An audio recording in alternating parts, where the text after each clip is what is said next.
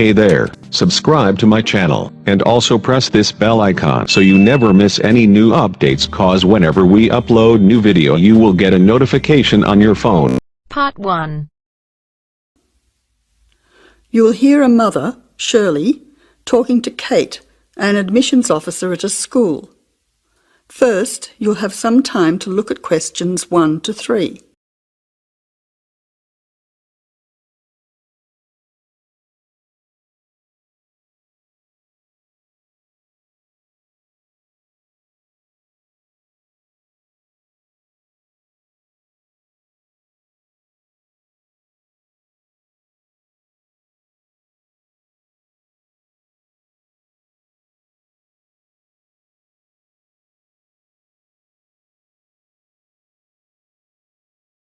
Now listen carefully and answer questions 1 to 3. Good morning, you must be Shirley Peters. My name's Kate.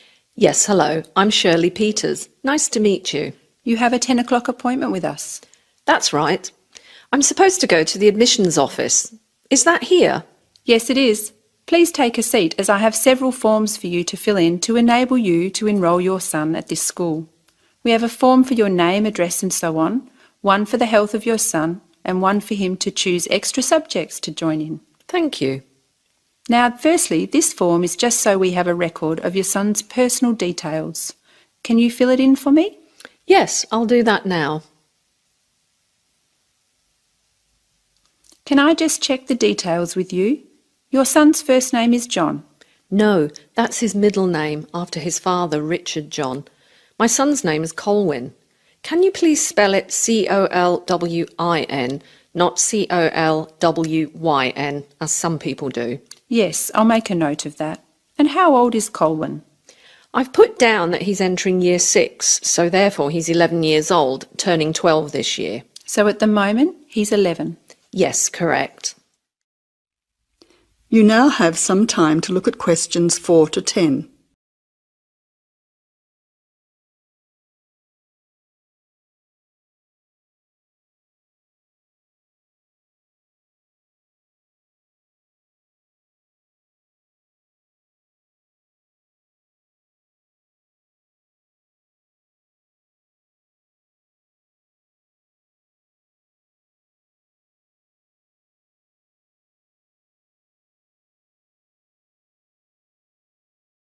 Now answer questions 4 to 10. Let's move on to your address. Do you live at 7 Watley Crescent, Mount Lawley? Yes, that's right. The street is spelt W-H-A-T-L-E-Y Crescent in Mount Lawley. Yes, I can see you've written that. Which phone number is best to contact you on? Well, I'm out and about doing things during the day, so probably my mobile rather than the home number. So that's 041 33 25 888. Yes, 041 3325 888. Secondly, can you complete this form regarding your son's health? Yes, I'll do it for you now. Thank you. Now, can I go through the more important areas of this form with you to make sure our information is accurate? Yes, of course.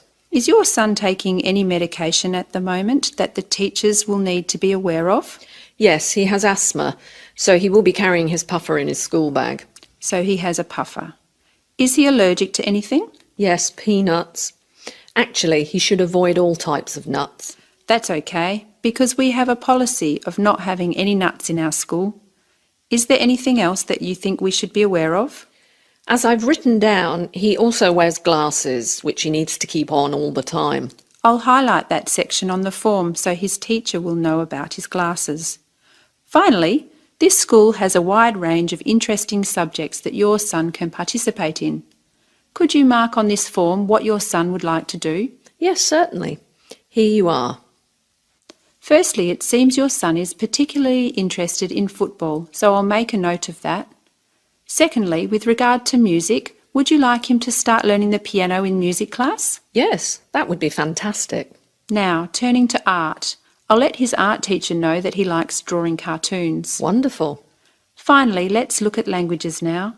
Did you know that Mandarin was actually only started at the school this year? Really? Well, I think Chinese would be the most useful, even though my son's friends have already been learning Indonesian and Italian.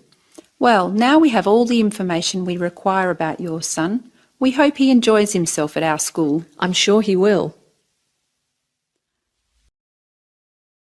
That is the end of part 1. You now have half a minute to check your answers.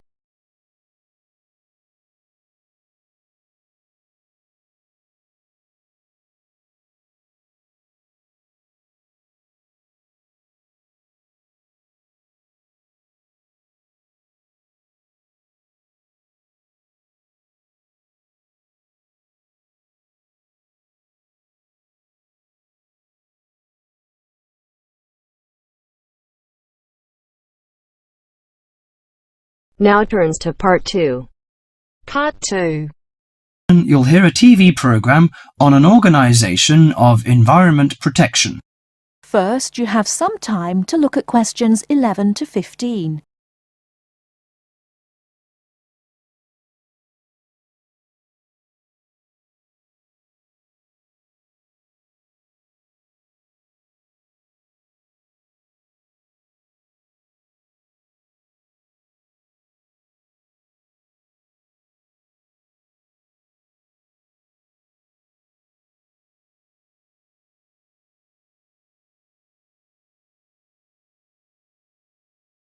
Now, listen carefully and answer questions 11 to 15.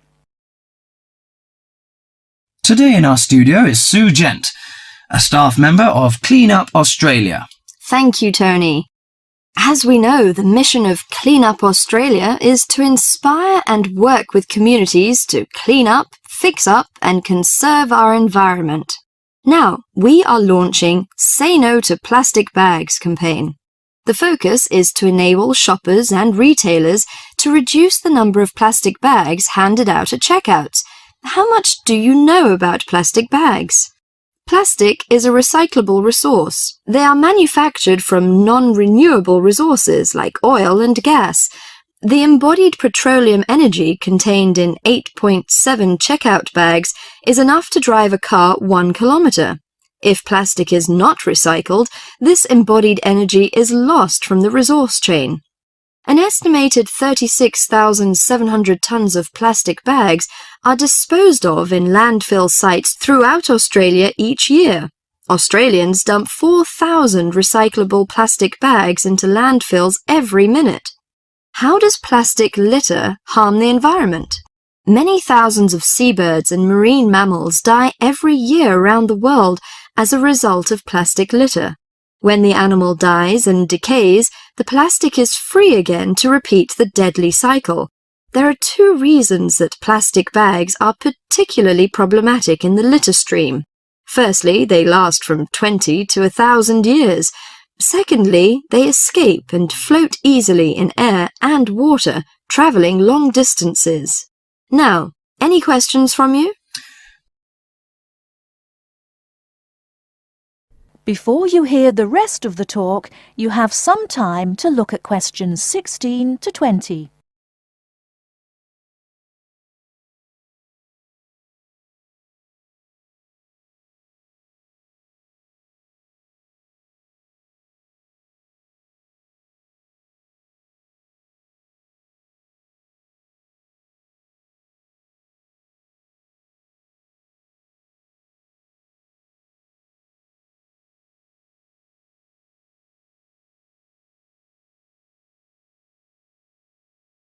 Now listen and answer questions 16 to 20.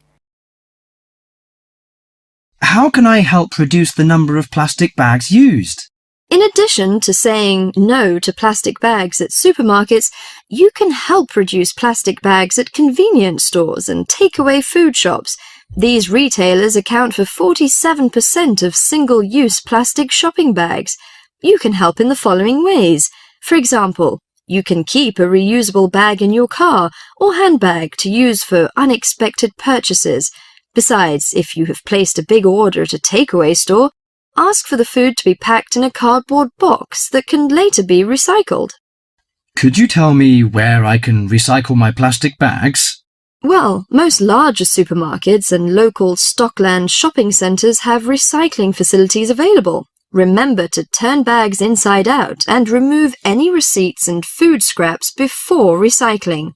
Contamination can cause problems in production and prevent recycled plastic from being used. What happens to recycled plastic bags? Plastic bags are recycled to make garden furniture, garden sleepers, flower pots, and new plastic bags. Should I use biodegradable plastic bags?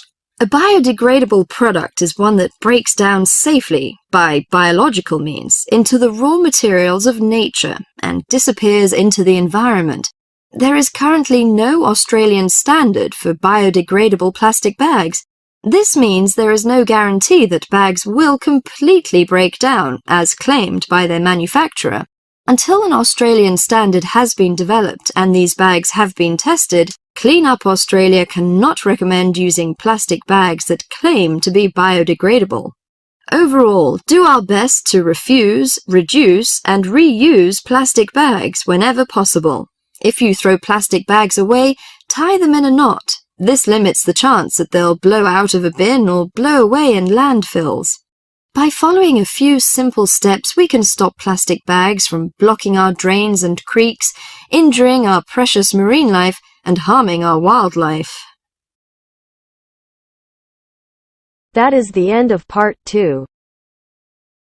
You now have half a minute to check your answers.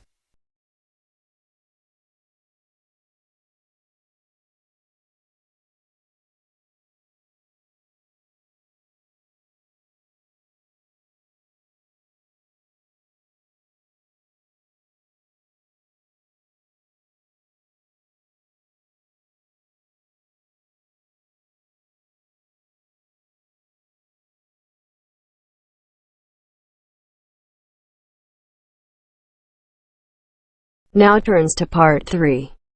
Part 3.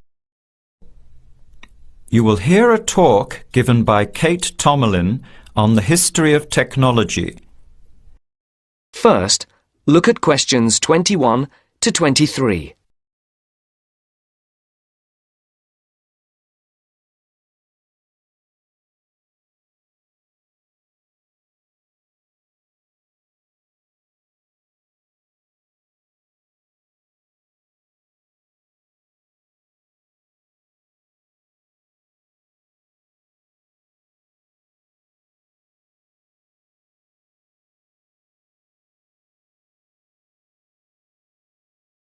As you listen, answer the questions.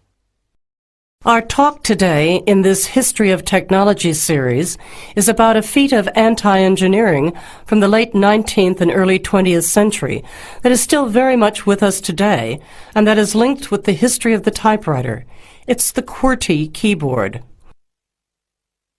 What, you might ask, is QWERTY? Well, have a look at the nearest typewriter or computer keyboard. If you look at the top row, you will see that Q, W, E, R, T, Y are the first 6 letters. Did you ever think when you were learning to type about why the letters on the keyboard are distributed the way they are? Here's the story. It all has to do with the history of the typewriter. Typewriters existed since the early 1700s, but the first commercially practical system came into being in 1873. The typewriter is one of America's greatest unsung inventions. While the telephone, automobile, and airplane sped up communications and transportation, the typewriter did the same thing for the written word. But few people paid much attention, possibly because they were too busy reading what the typewriter had written about all the other inventions. The first typewriters had the keys laid out in alphabetical order, but this system had problems. Some keys that tended to be typed together were physically close. This made the type bars hit each other and get stuck. Typewriters in 1873 jammed or got stuck if the keys next to each other were hit in quick succession. To solve this problem, in 1878, the QWERTY keyboard was developed, spacing frequent letters away from each other and therefore reducing the number of jams. It was not specifically designed to slow down typists, as is generally believed, but the keyboard did create a built-in inefficiency for typists. The most common keys are scattered all over the keyboard rows, many on the left side. Right-handed people have to use their left hand, which is the weaker hand. Typewriter technology improved, doing away with the original rationale for the QWERTY distribution, but the keyboard remained. In spite of its inefficiency, it is the keyboard we all use today. Before the conversation continues, look at questions 24 to 30.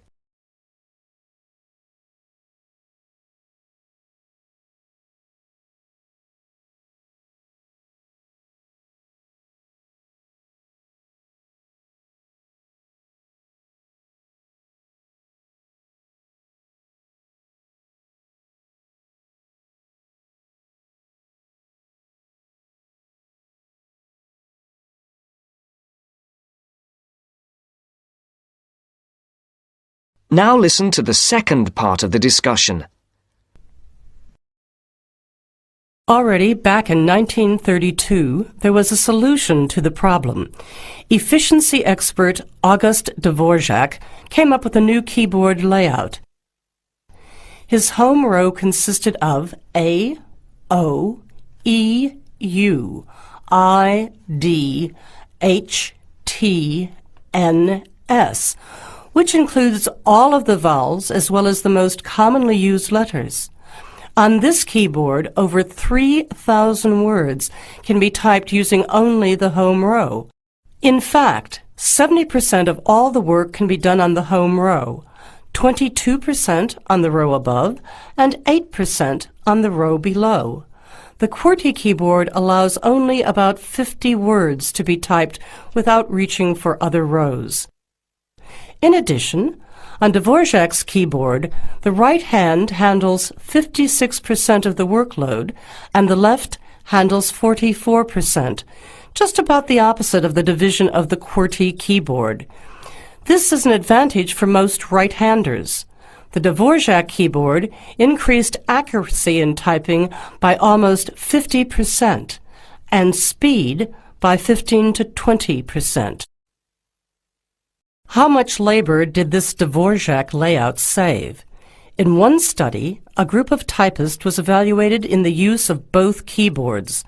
Those using the Dvorak keyboard moved their fingers just about 1 mile on an average day, while those who used the QWERTY keyboard moved their fingers an average of 12 to 20 miles. The superiority of the Dvorak keyboard was clearly established. However, it has never been adopted as the keyboard of choice. Why? First of all, bad luck and bad timing on the part of the Dvorak team. First, there was the Depression. Not a good time for introducing change. But the main factor that worked against the Dvorak system was habit. People were used to the QWERTY keyboard. Computers today could easily switch the arrangement of letters to the Dvorak layout, but it seemed that because of habit, the QWERTY layout remains dominant. People felt comfortable with the keyboard they learned on, so it was the established patterns of hundreds of millions of typists, manufacturers, typing teachers, and typewriter salespeople that have crushed all moves toward keyboard efficiency for over 70 years. It looks like QWERTY keyboard may be with us for a long time yet. That is the end of part 3. You now have half a minute to check your answers.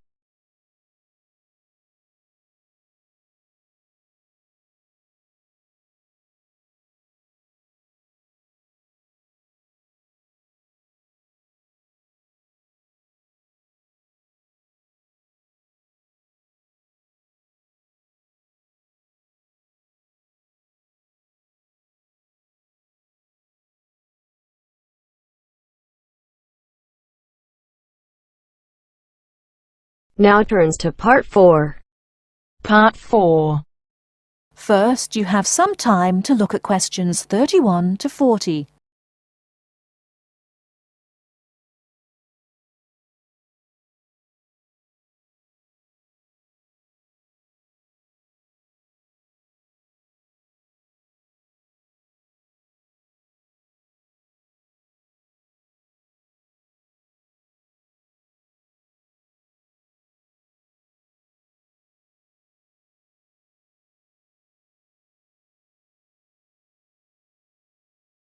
Now listen carefully and answer questions 31 to 40. The word thesaurus comes from Greek and means treasure house. So, to tell us more about Roget's thesaurus is linguist Dr. Cindy Channer. Now then, Cindy, we know Roget classified the English language. Well, the 150th edition has just come out. It sold 32 million copies. Yes, that's right, 32 million. What is it? Roget's thesaurus. Now, Roget's thesaurus is a type of dictionary in which words with similar meanings are grouped together. The word thesaurus comes from Greek and means treasure house. So, to tell us more about Roget's thesaurus is linguist Dr. Cindy Channer. Now then, Cindy, we know Roget classified the English language, but what do we know about the man himself? Well, Mr. Roget, or to give him his full name, Peter Mark Roget, was a very interesting man indeed. He grew up in London, he was French, and he spent his early life in a French community there. He later travelled all the way from London to Edinburgh to study medicine at the university there, and graduated when he was 19 years old, and he later went on to become a founder of Manchester Medical School. So his life focused around his career as a doctor? Well, actually, no. Roget had a very wide range of interests indeed. In fact, he was a writer and wrote about many topics such as bees, the kaleidoscope, and even perception and feeling in animals. And he was an inventor too. In fact, in 1814, he invented an early version of the slide rule. The slide rule? Yes, the device that can calculate numbers. Then 10 years later, he developed a prototype for the cine camera, and he also got involved in a range of different projects. For example, he became head of a commission investigating London's water supply, and he developed a method of water filtration through sand. And he was involved in the area of education. He was one of the founders of London University. And do you play chess by any chance, Mark? Yes, I do. Well, Roget invented the travelling chess set. So next time you're playing a game of chess on a train, you have Mr. Roget to thank. So, how did he actually find the time to classify the English language? Well, he only turned his full attention to the thesaurus when he retired, and that was when he was in his 70s. So what inspired him to write the thesaurus? Well, Roget believed that he should bring as much happiness and knowledge to the greatest number of people. So, during his career as a doctor, he gave free treatment to patients who couldn't afford to pay. We also know that he set up a clinic to help poor people to recover from operations and serious illnesses. Basically, he wrote the thesaurus to help people learn. He aimed to help those who needed practice in writing. He believed that writing skills would help people become more independent and lead happier lives. How popular is the thesaurus today? Well, it was first published in 1852 and it has never been out of print since. In fact, the book has become more popular with each edition that comes out. The invention of the crossword puzzle in 1913 certainly helped to increase the sales figures, though. I think the main reason why it is so popular is that it's thematic. So you can come across words that you've never even thought of when you began looking for the word in the first place. Thanks, Cindy. Now join us again after this short break, when I'll be talking to Derek Spode, chairperson of East Anglian News. That is the end of part 4. You now have half a minute to check your answers.